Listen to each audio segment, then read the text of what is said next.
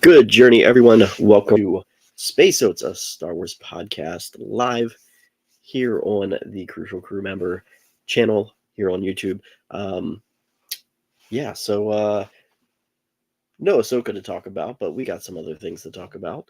Some things that are happening within the Star Wars universe, things that have been announced recently, and we're going to dive into that tonight and talk a little bit about today in Star Wars. We're going to talk about some characters of Star Wars. Man, my hair's a mess tonight. Characters of Star Wars that are creepy that we have seen recently, kind of, in the Ahsoka series. And of course, we're going to actually learn probably a little bit more about them in maybe some upcoming Ahsoka seasons or other seasons that are coming forth in this Mandoverse, because, we got a lot of stuff coming together. So we don't know what we're gonna when we're gonna see some of those characters next, but we'll talk a little bit about that. What else do we got? We got some things that were announced at San Diego Comic-Con. We'll go over some of that, some publishing stuff. Maybe you're excited about that. I know some of them pretty interesting that I'm looking forward to at some point get my eyes on and read those stories. And then some merchandise that might be coming up this end of the year, some of which looks pretty cool as well. So we'll dive right into that, right? So welcome again. If you are joining in live, please go ahead and comment. Let me know that you're here. Let me know if there's anything that's going on in the Star Wars world, the Star Wars galaxy that is interesting to you right now. What are you watching? What are you doing to kind of bide your time for the next new Star Wars related material to be coming out? So we're at a little bit of a lull right now. So we don't know when the next live action material is coming out. But we do have some animated stuff that's coming out soon. We'll talk about that in a bit. And we can kind of revisit what we revisit, right? And that kind of plays into today in Star Wars. So if you are someone who follows me on Instagram, you know that I do Today in Star Wars pretty much every day, either by a post live. I do something Today in Star Wars related, and we talk about something in Star Wars history that's happened. And so we're going to go ahead and talk about that a little bit. So today in Star Wars, a couple things just to bring up, mainly with the animated series Star Wars Rebels and Star Wars The Clone Wars. First of all, Star Wars, the series Star Wars Rebels, Spark of Rebellion, today in 2014, premiered in Australia on Disney XD. So a little bit later than in the US, but so 2014 was when they got that new series. Those first two episodes, I guess they got it in the same way we did. Those two episodes back to back. We got it together as like a mini movie, Star Wars Rebellion, or Spark of Rebellion. So I guess they got it in the same manner. And theirs was just released a little bit later than ours was. But the really cool episode, and I watched this story arc quite a bit. It's really almost the first story arc really for the Clone Wars animated series, honestly. Um, that was that had aired in a 3-part series. But October 17th, 2008, the Star Wars The Clone Wars first season episode Destroy Malevolence aired on Cartoon Network for the first time in the US. So Destroy Malevolence was the third part in that series of the Malevolence story arc. So basically, you had the first two episodes.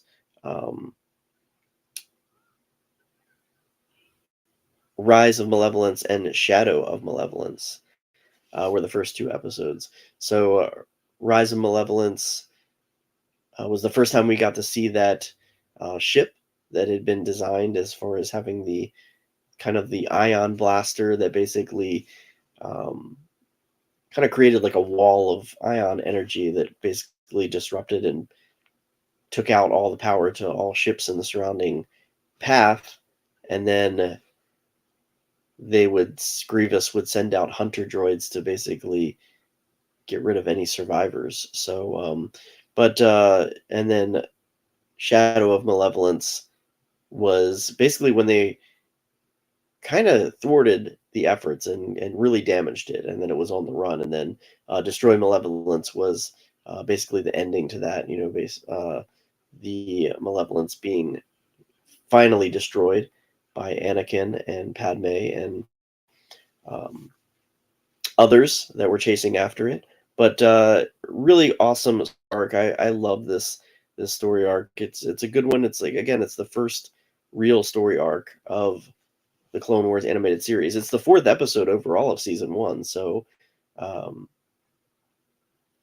there was only one episode in the beginning, Ambush, and then it went right into this first story arc. So we kind of got an idea from the Clone Wars that this was going to be something that was going to be occur probably throughout the seasons, having story arcs that would, we would be continuing on throughout the series and getting cliffhangers in a way, but not really. The episodes always had like an ending to them. There was never really any major cliffhangers in the Clone Wars animated series. It was the 11th episode, actually, production wise. So it was originally not like one of the first ones that was done, but it aired again, like I said, October 17th, 2008, 4 minutes runtime. Pretty much the standard of those cartoon animated series episodes on the Cartoon Network at the time. The director, Brian Callen O'Connell. The writer was Stephen Melching. So the Clone Wars were 22 years before the Battle of Yavin. And then again, like this was the last of a story arc, and then it just went into kind of another story arc, but separated. Um, the rookies, uh, the ones that basically made up Echo and Heavy and all those had that story arc kind of broken up between seasons, and you can kind of watch that. It's just kind of tells their story at different phases of their life as clones. But that episode came after this one, so kind of a different direction with that episode completely when that one came out. But the moral of that episode of Destroy Malevolence was a plan is only as good as those who see it through. Um, so, I mean, you could take that from both sides. And, kind of the failure of that on the separatist side with Malevolence, the plan of action for that ship. And then you can also take it as how it resulted with the Republic and Anakin and Ahsoka, and basically their plan of action to destroy it and just following through on that all the way till the end. So I always loved the morals that were in the Clone Wars episodes. I think they're very appropriate, and also kind of ties Star Wars to real life, honestly. You can use those morals to teach lessons, really, in everyday life. So, but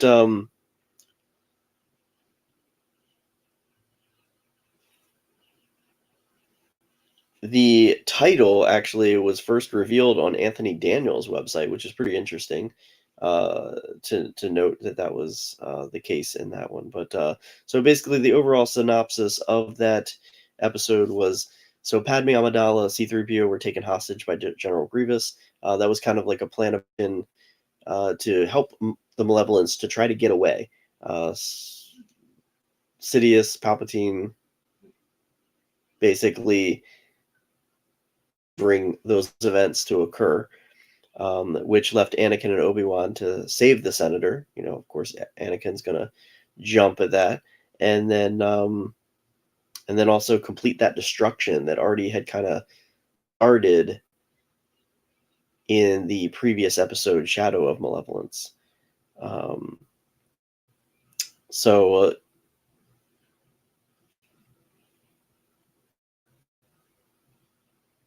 Padme in the beginning, when she realizes she got caught and she was in that situation, was trying to do the greater good and telling them to just continue to destroy the ship and continue their attack. But of course, Anakin was not going to do that off in that episode, and they went and saved her and got away, and also maneuvered the hyperdrive to cause that destruction to be complete in the end. But a great episode. I love that. Again, I love that story arc. It's a great story arc.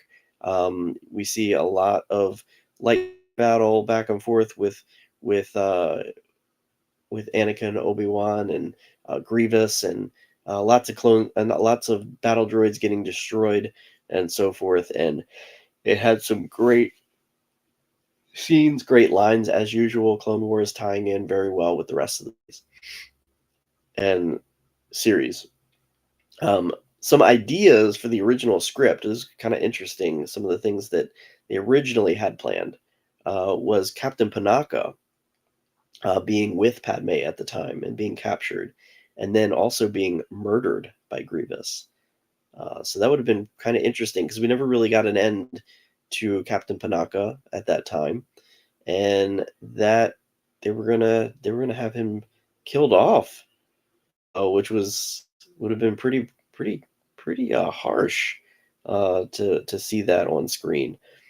Um, there was also going to be a lightsaber duel between Grievous and Plo Koon on the exterior of Malevolence in space. So Plo Koon was actually in um, the Republic ship behind that was basically chasing after Grievous and the Malevolence.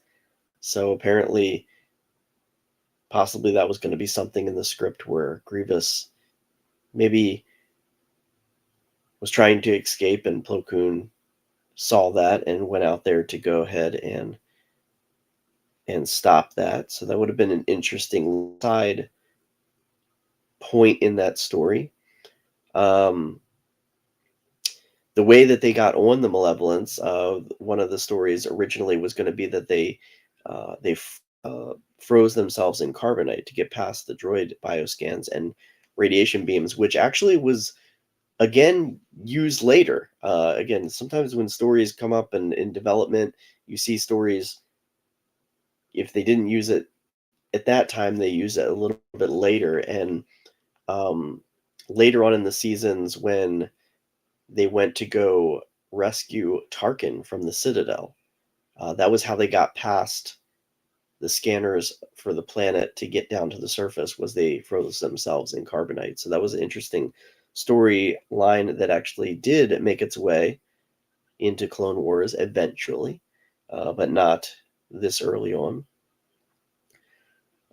So yeah, I think it was so yeah, the episode where Tarkin, actually there was two episodes. So the Citadel, and then also the Clone Wars episode Shipyards of Doom was another one that it was that carbonite infiltration maneuver was later adapted. So I'm gonna have to go back and watch Shipyards of Doom. I don't really remember that one as much. The Citadel is actually one of my favorite episodes because of the Tarkin episodes in that. So I love to see Tarkin early on the Republic side, but really kind of see how he became who he was. I think they did a great job with telling his early stories within the Clone Wars and his like first meetings with Anakin. So I love those. Um, Additionally, Anakin's original plan of entering the Malevolence was a foolish hyperspace micro jump to deploy the Twilight within centimeters from the ship's hull. So kind of a weird little tidbit that they just felt, I guess, was not needed. Padme and C-3PO were also originally rushing to the battle site to aid in the evacuation of um, Kalita Shoals Medical Center, but these were also changed after script revisions. So the Kalita Shoals Medical Center was where the Malevolence was going to destroy in the previous episode of Shadow of Malevolence, but instead it was kind of a diplomatic mission and some coordinates that were given to Padme that was false information, which again told a little bit of story of using Palpatine, Sidious in that way to kind of give him a part of the tie-in to the Separatists and just remind people, especially that early on in the Clone Wars. If you were watching it and not a big Star Wars fan, you're just basically being reminded at that point of Palpatine's uh, the way that he manipulated everything to kind of work with his plan. When Grievous and his droids surrounded Obi-Wan near the hyperdrive, he said, "Hello there," which was an Obi-Wan Kenobi line. You know that Obi-Wan kind of reverted that back to him in Revenge of the Sith when he sees General Grievous on the ship. He, in turn uses his line low there. So that was a fun little um, that we all kind of knew, a little Easter egg there. Um,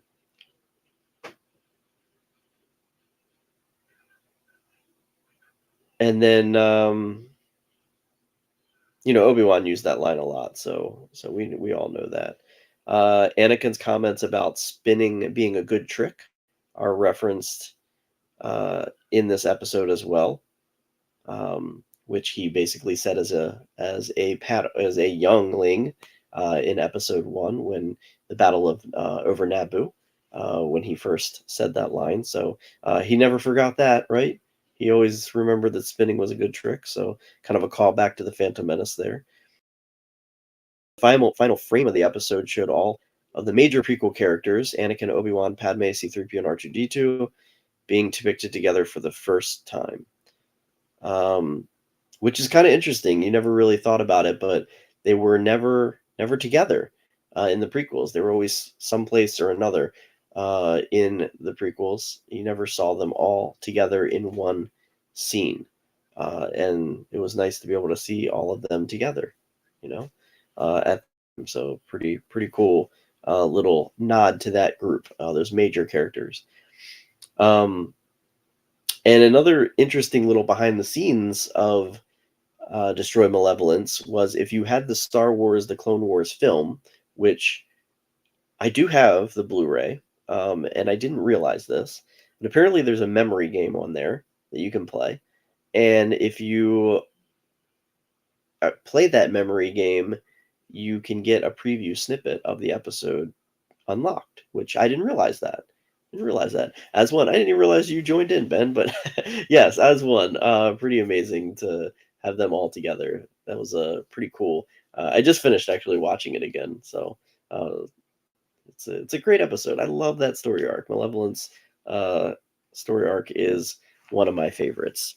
I'm actually going to switch my camera view, by the way, because I noticed that I didn't do that, and I don't like that view. So better camera. Go in there, better quality too, and you can see my awesome Ahsoka Clone Wars poster in the background. Just finished watching 1 and 2 as well. Yeah, I mean, I always go back and revisit. I've been watching a lot of Clone Wars lately, which I'll talk about some of the other episodes that I've been watching lately. Um, but yeah, just wanted to go back. Malevolence, man, I just watched that story arc not too long ago, but it's still great episode. Um, the usuals voiced all the characters as they did, but some of the notables, Anthony Daniels did voice C-3PO in the Malevolence story arc there. So, and as we know, James Arnold Taylor did Obi-Wan's voice, but he also does Plo Koon's, which a lot of people don't know that he did both of those. And of course, Matthew Wood with General Grievous and the battle droids. And then Tom Kane, not only being the narrator of the Clone Wars, but he is also the voice of Admiral Yularen, one of our favorite minor characters that is in the background, and then we see him so much more and read about him so much more. So, and he's made a lot of pop-up appearances over the years in other series, which is pretty awesome. But yeah, even Dave Filoni had some additional dialogue in there as well. So uh, really kind of getting uncredited, but don't really know who he actually did. But that's pretty cool to know that as well. But yeah, so if you've never watched the Malevolent story arc, I'd highly recommend it. I think it's one of the most crucial Ahsoka episodes. Some of those, especially Rise of Malevolence, is a really good Ahsoka, and even Shadow of Malevolence. Destroy Malevolence is very Ahsoka light, but Shadow is a really good one, and Rise, for if you're an Ahsoka fan, I would definitely recommend watching those two. Which then, of course, you just got to watch the end, the last episode. You got to find out what happens to the Malevolence in that case. So, so yeah, a great episode. Uh, Again, just enjoyed watching that this evening again. Um, Couple other things that are going on. So, I've also been watching recently because, obviously Ahsoka finished. So I've been going back and watching episodes of things that kind of maybe tie into Ahsoka. I was watching the Mortis arc a little while ago. That ending really being highly Mortis tied in.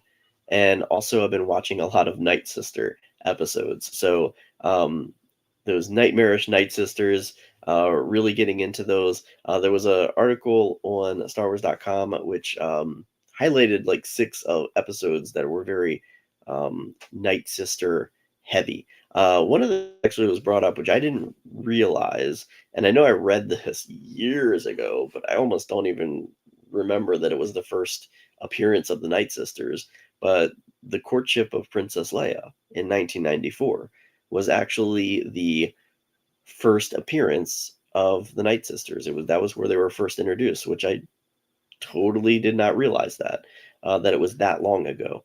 And of course, we've had them in Clone Wars, Rebels, um, the Star Wars Jedi games, Ahsoka now. So lots of Night Sister content out there. And if you're really looking to dive into the Night Sisters and really learn a little bit more of their background, now that we're bringing them into live action, there's some really cool episodes that have been highlighted on StarWars.com, which I recently watched most of them, as well as some of the surrounding episodes of these. But season three, the Night Sisters versus Count Dooku, that was a really cool one. That was basically when Asajj Ventress finally was kind of ousted as Count Dooku's apprentice. Palpatine felt that she was getting too strong, kind of. Well, Sidious was felt that he was training his own apprentice to maybe overthrow him and take his place.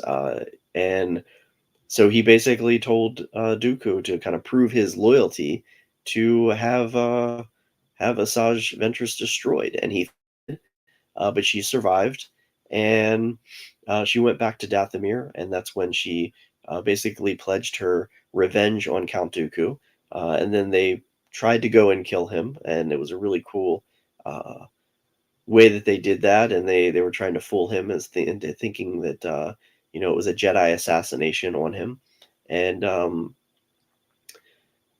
yeah, so that was a really cool episode to watch if you've never seen that one. That's a good one. Mother Talzin's in that one as well, and that was brought up in Ahsoka, the Talzin, the Blade of Talzin. So if you didn't know what that reference was, you can go back and see where all those references are coming from. Um, Another episode was season 3, episode 13, which was the one right after that. So after the Ahsoka goes and she fails in trying to uh, take her full revenge out on Dooku and kill him with her Night Sisters that have gone along with him. It's basically another tactic to train a new apprentice to kind of get selected by Dooku and kind of pretend like he's going to be the next Asajj replacement, and then eventually turn and destroy him. And so basically, the selection of Savage Opress, uh, the training of him, the empowering him. So we see a little of that dark uh, um, Dathomirian magic being used to kind of empower him, and then that send off to have him being at that command uh, to kill Dooku, which he fails as well. And then yeah, and then we kind of find out in that episode that Maul is still out there, and he's going to search for him. So later on, season 4, episode 19, Raising the Dead. So again, very high ties to Ahsoka. This isn't the first time that we've seen that kind of stuff happen. But we see a lot of the Night Sisters being resurrected um, to combat the battle droids when they go to basically get taken out. The droids try to take out Dathomir and the Night Sisters. So really cool, kind of reminiscent of that end scene there with the Night Troopers, and a kind of a foreshadow of that. If you watched it at the time, so not the first time that has happened. Of course, we remember Marin, one of the most amazing parts of Jedi Fallen Order, joining the Stinger Mantis crew. It was really awesome to see her. I have yet to still play Jedi Survivor, but I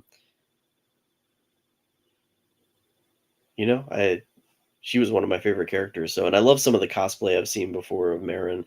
There's some people that are local here to Orlando that sometimes show up in Galaxy's Edge, and they cosplay Marin very well. So, pretty cool. Star Wars Rebels, the Night Sisters showed up in Star Wars Rebels as well, season 3, episode 11. Um, so basically, we've had zombie Night Sisters, and then basically now we see how the Night Sisters, or the Night Sister spirits, possessed people, because Kanan and Sabine were both possessed in that episode. Um, and yeah, that was a very terrifying episode to watch.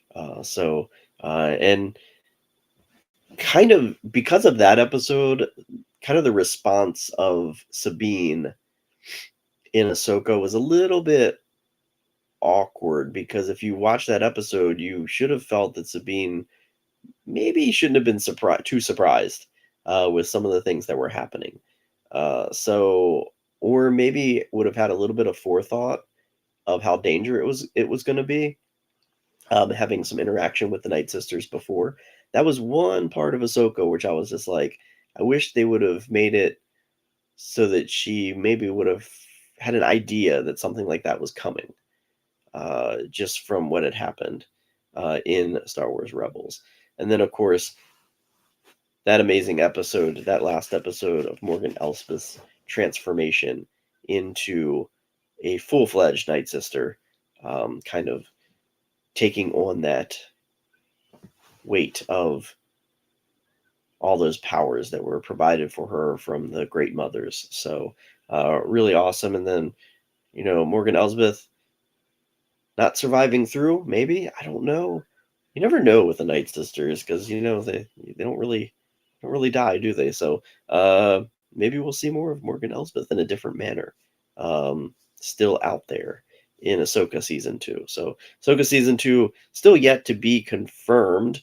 A lot of rumors out there that it's coming, but still, as of yet, to be confirmed. But what do you think? Is the Night Sisters the most terrifying thing in Star Wars for you? Is there something else? There was a lot of other scary stories listed within StarWars.com that you expect to get. I do too. I am right there with you. I am right there with you. I actually even went back and watched that episode. I've watched it a number of times, but I like purposefully watched that end of the episode to see if her body had disappeared, if you could see that it had moved, or whatever before the temple crumbled. Um, and like I'm like, oh nope, it's there, it's there, it's there. And then I couldn't see it like when the ship was taking off, like the side view.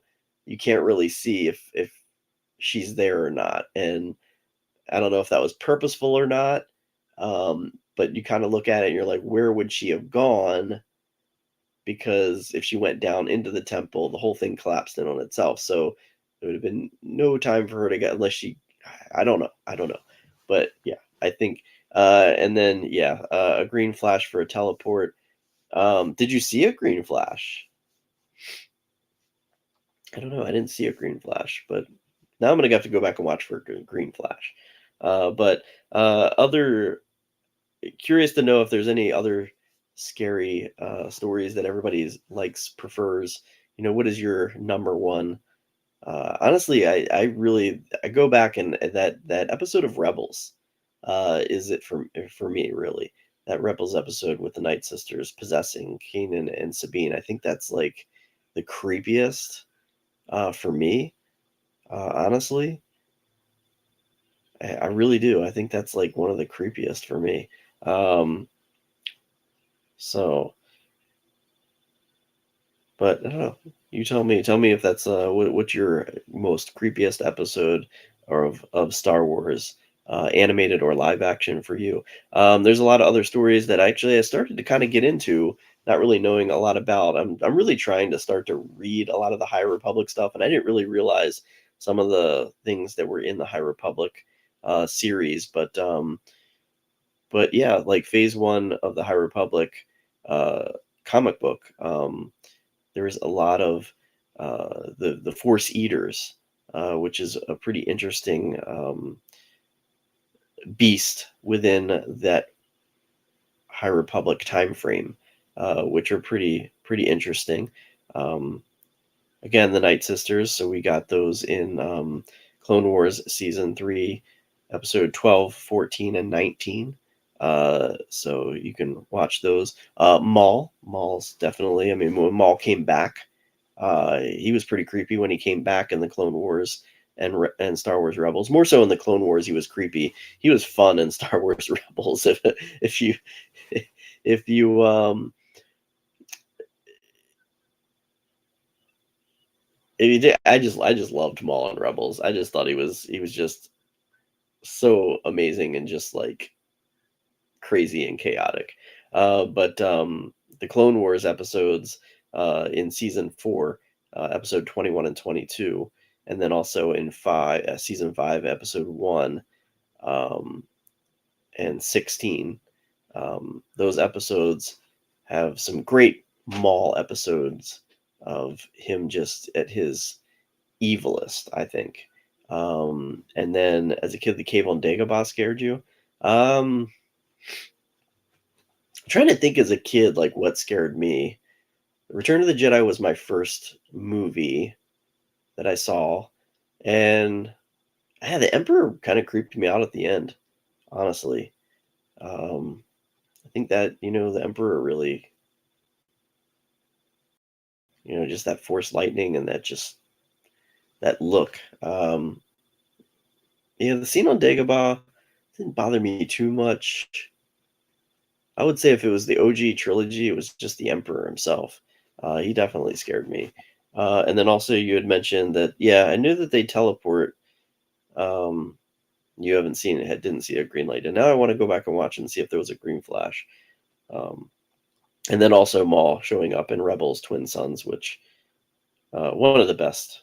I mean, he was in other Rebels episodes, but Twin Sons was really awesome. And I wouldn't really call that creepy Maul. That was just sad Maul because he was at his end. Um, Another Inquisitor, Inquisitors, yeah, they're kind of creepy.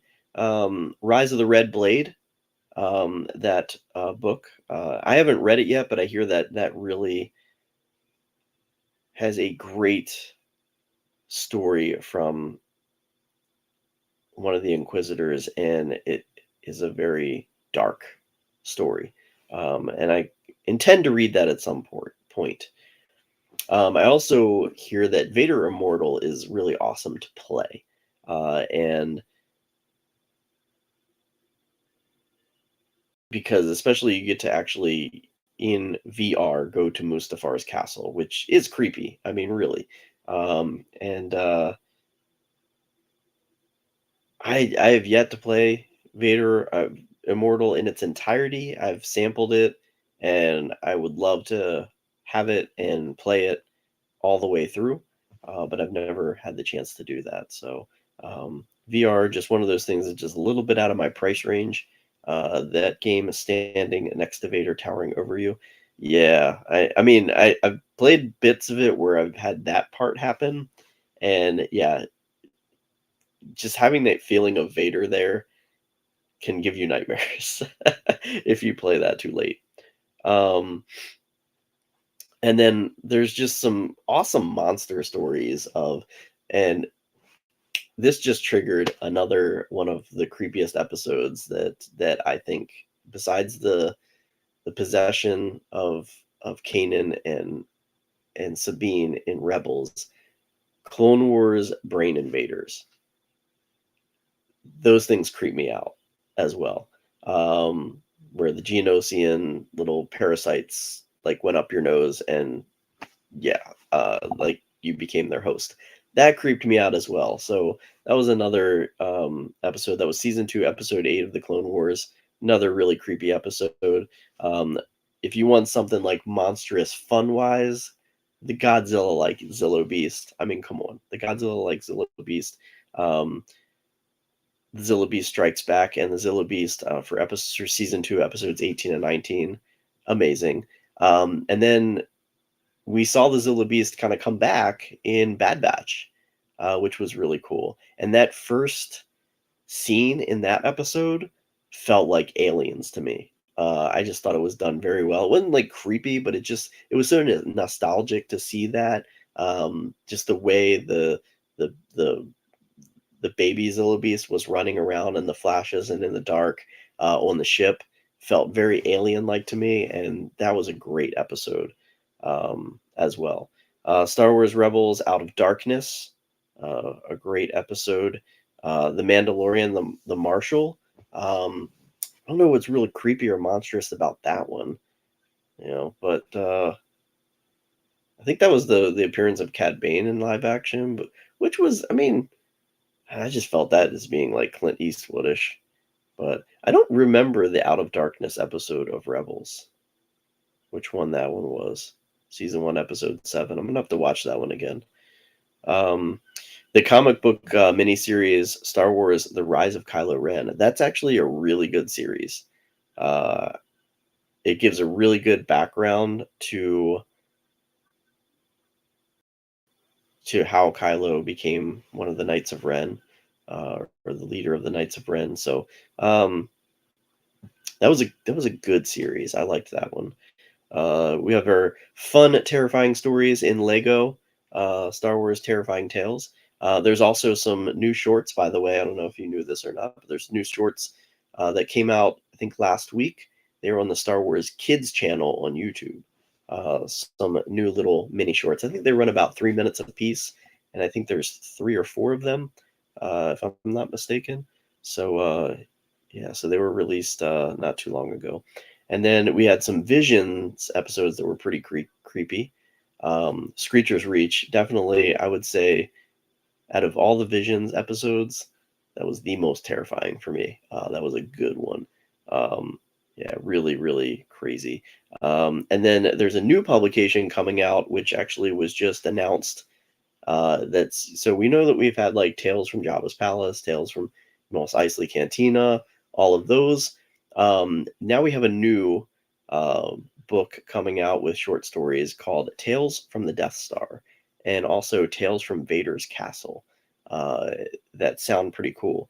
I read a little bit about both of those, and some of the stories sound really interesting. So I love those types of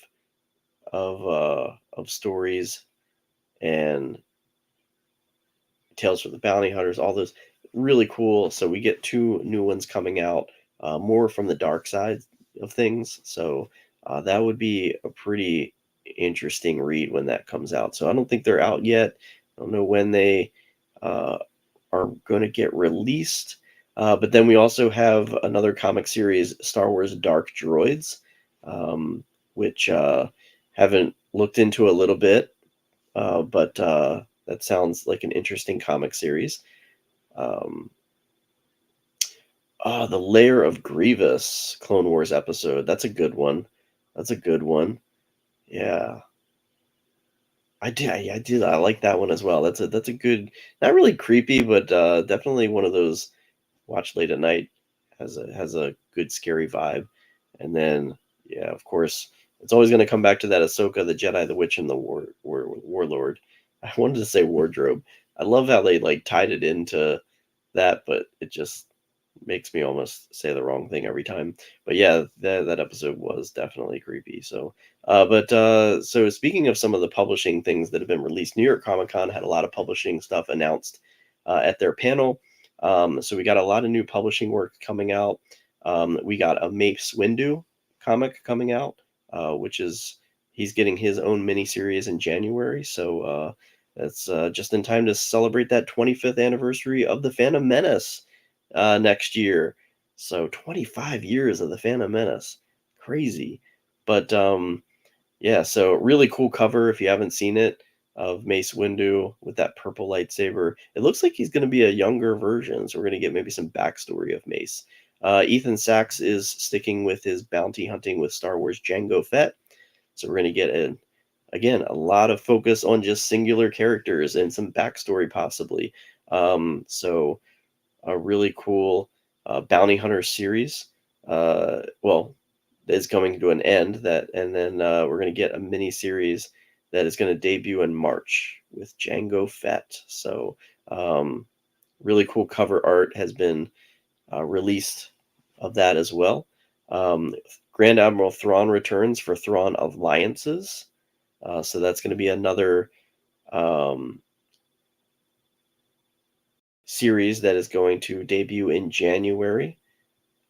So yeah, and that's going to be written by Timothy Zahn and Jody Hauser. So Zahn knows how to write Thrawn best. So that'll be pretty cool to see Thrawn in more comic book story form. Don't know when that series is going to take place, but it'd be interesting to see. We also get to make the jump to hyperspace stories with new Dark Horse graphic novels, Qui-Gon Jinn stories, Obi-Wan Kenobi stories. So yeah, original new tales featuring that duo. So pretty cool, a new line of novels for them. And then we get the start of Phase 3 of Star Wars: The High Republic. The Trials of the Jedi are just beginning. So, Shadows of Starlight, we got a cover of that scene, and the High Republic #3 have been revealed. But yeah, so both of those issues are going to arrive in January. So, Star Wars: The High Republic is going to continue with some other adventures as well. And there's another issue number 3 comes out in February. The cover art has been released online as well. Even though it was the publishing panel, we got a release that some of the lightsabers are going to be released from the High Republic, which really cool looking lightsaber hilts coming out. So you'll be able to collect all the High Republic's finest lightsabers, like you're a part of the Nile with Star Wars: The High Republic lightsaber collection. So I'll tell you what, I'm not into the High Republic yet, full on, but the lightsabers look amazing. And some of them, I mean, they just have that old knight. I mean, we kind of saw how Balin Skulls, like his looks like an old broadsword, and those sabers just look like they're from that whole time period, that same type of time period. Um, But yeah, we're gonna get a book basically with the insights of these, and learn a lot about each weapon and have portraits of those who carried those as well. And then we'll be able to get our hands on some of those blades eventually. Um, Stellan Gios, that one's going to be the first one, it sounds like. And that one's going to be on Shop Disney and Disney Parks later this year. So before the end of the year, we're going to be able to possibly acquire that lightsaber. That lightsaber is going to be limited to 5,000 pieces. I'm guessing it's going to be in November, probably about the same time as Caleb Dune's lightsaber drops, which I hope everybody goes for the High Republic lightsaber because I want Caleb Dune's lightsaber. So I've wanted that saber for a long time. It's been delayed for quite some time. The meaning of Sabine called a Boken Jedi. I remember her being called a Boken Jedi, but what was the meaning? I don't know. Uh, and then a new book on Star Wars Return of the Jedi celebrates the visuals from the film. A really cool cover for that. But yeah, again, we're winding down that 40-year anniversary of Return of the Jedi, so we're gonna get a nice visual archive that'll be coming out in March, and it's going to yeah give us a lot of visuals. So if you're a collector of that sort of thing. And then we get a Star Wars dad jokes book. That might be interesting, right? The best, worst jokes and puns from the galaxy far, far away. I can see myself using that a lot. Um, so the Boken Jedi, referring to her being trained on saber but not able to wield the Force. Okay, okay, okay. Is that used somewhere else? Is that like a samurai term? I'm not sure, like how they came up with that. But yeah, the dad jokes. I am too. I'm really looking forward to that. But yeah, so Chronicle Books is going to be releasing those jokes and puns for all ages, written by Kelly Knox, and it looks like a lot of fun. So, and then we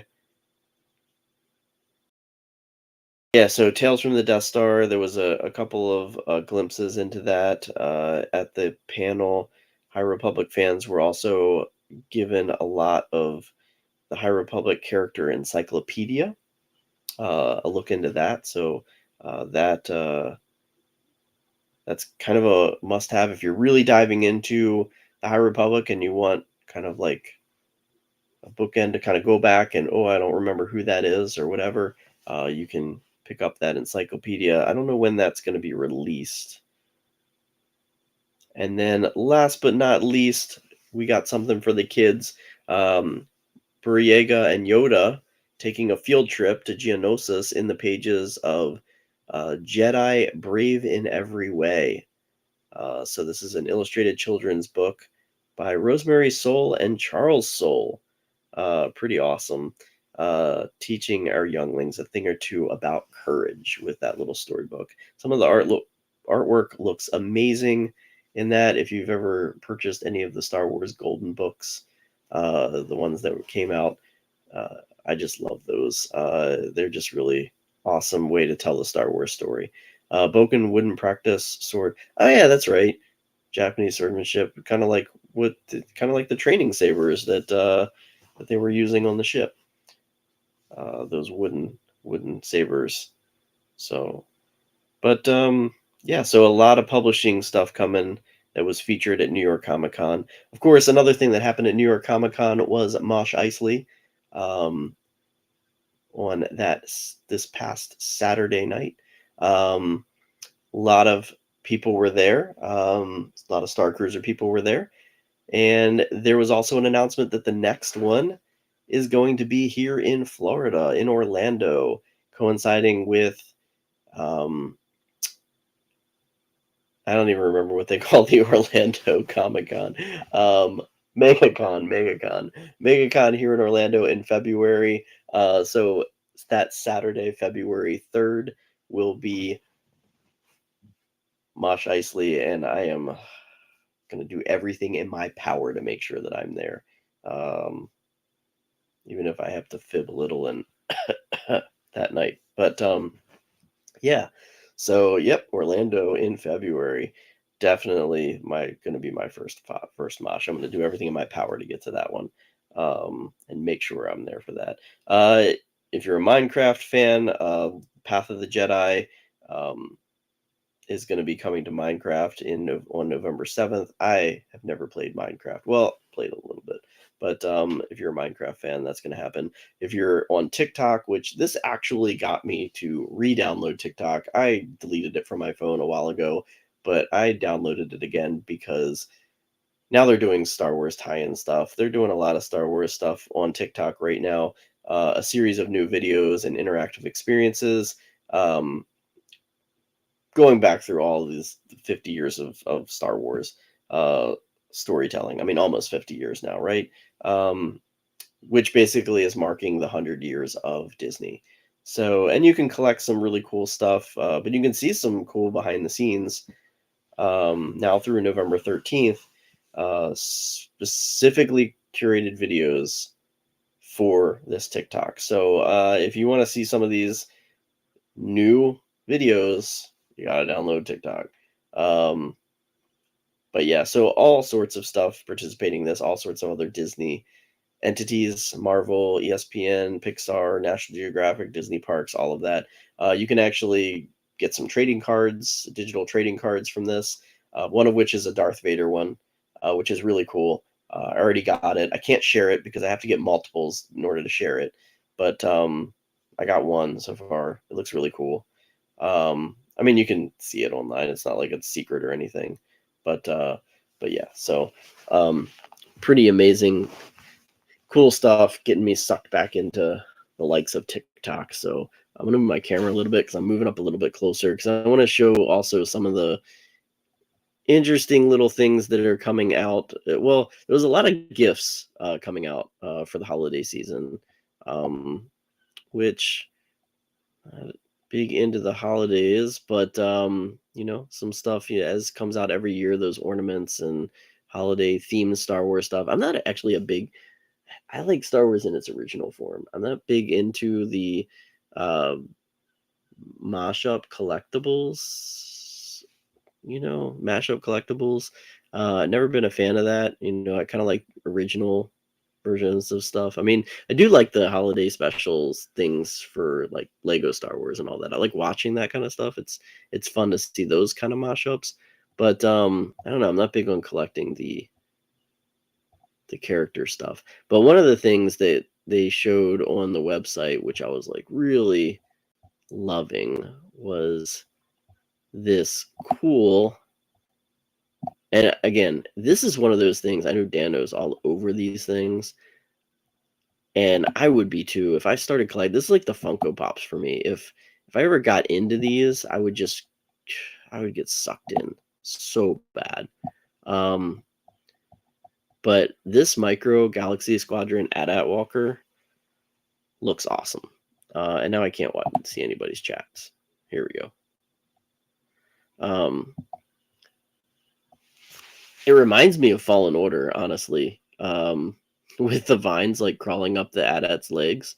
But this is the Endor version by Jazzwares. It looks like it comes with 1, 2, 3, 4 troopers, and AT-AT driver, Vader, Luke, and the Black Jedi outfit, and then a biker scout with his speeder bike. So, pretty cool. One of those things where I'm like, ugh, do I really want to get that and get sucked into all this? But I think I'll pass on it. But that is a really cool micro series.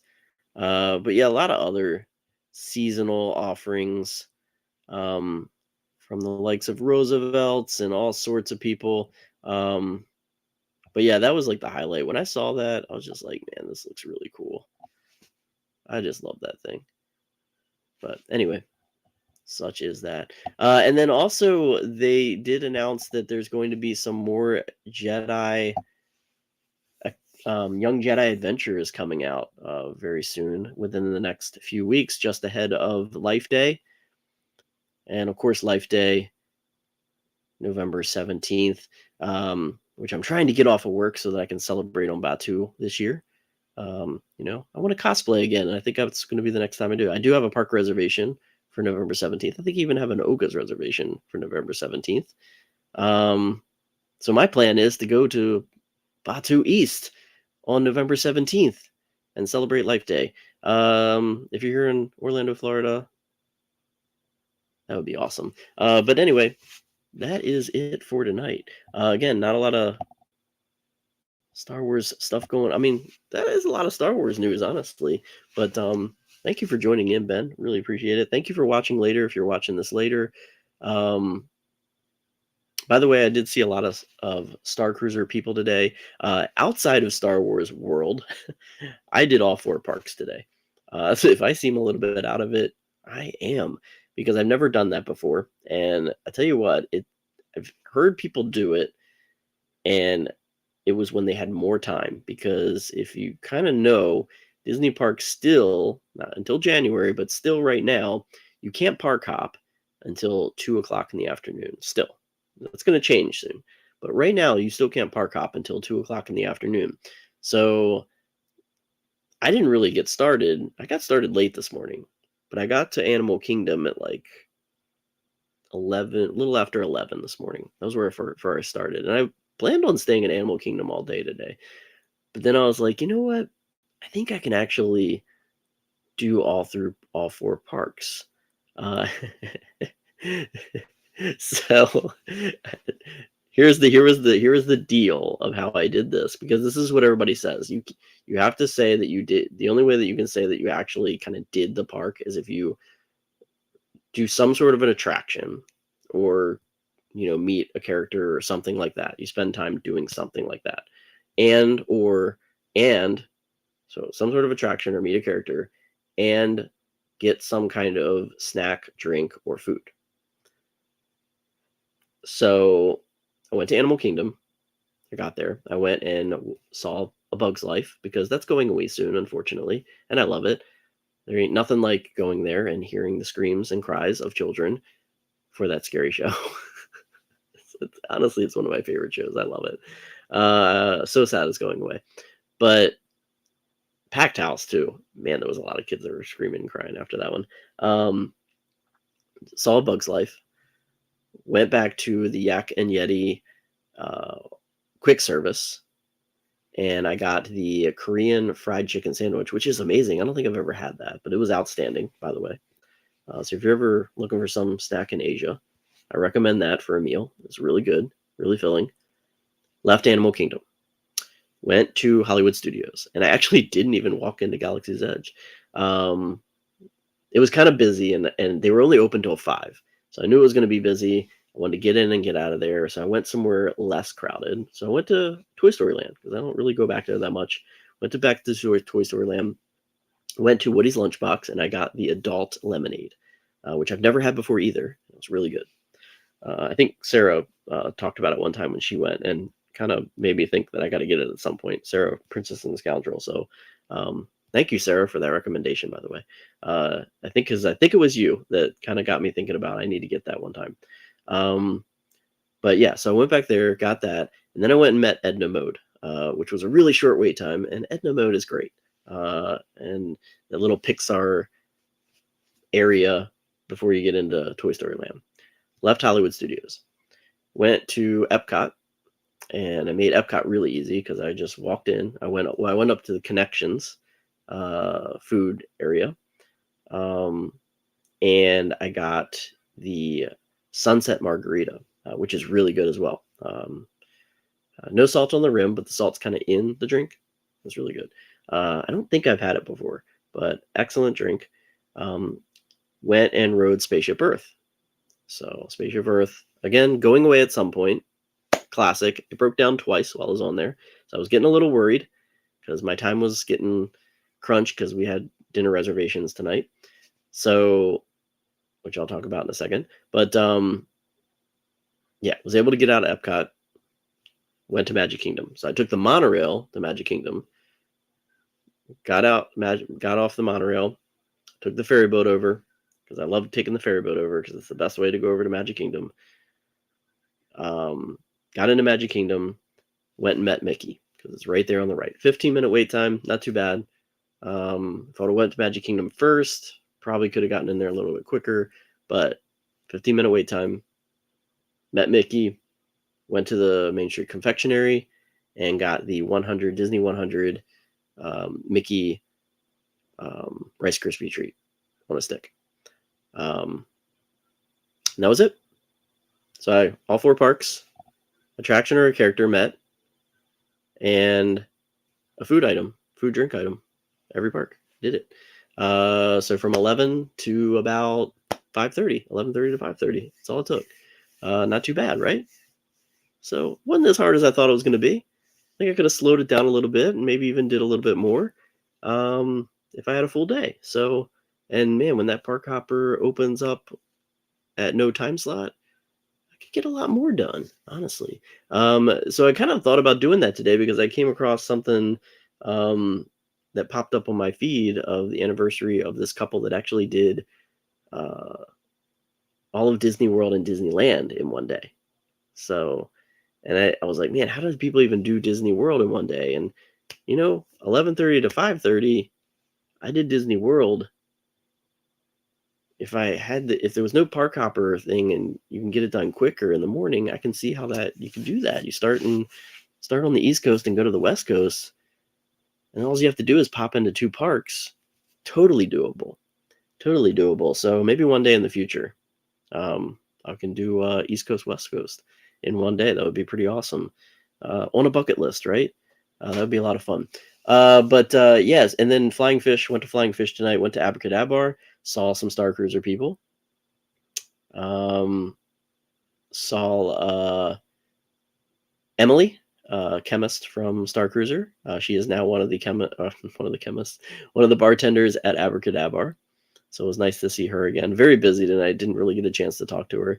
And then right before we went to sit down for dinner, Lewis, who is one of the food and beverage managers on Star Cruiser. If you went into the Sublight Lounge and you knew the managers over there, you probably remembered Lewis. He was amazing at Star Cruiser, and he still is amazing. And he is the manager over there for Flying Fish, Trattoria Al Forno, and Abracadabra.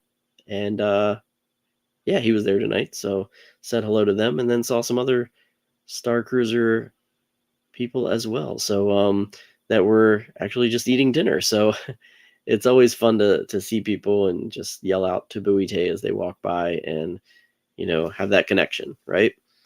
So a lot of fun tonight. So, yeah, it's fun to see everybody out in the real world in different places now, even though, Star Cruiser is closed. We still have those memories. So Lewis helped make the 5-4 cruise awesome. I'm sure he did. He is amazing.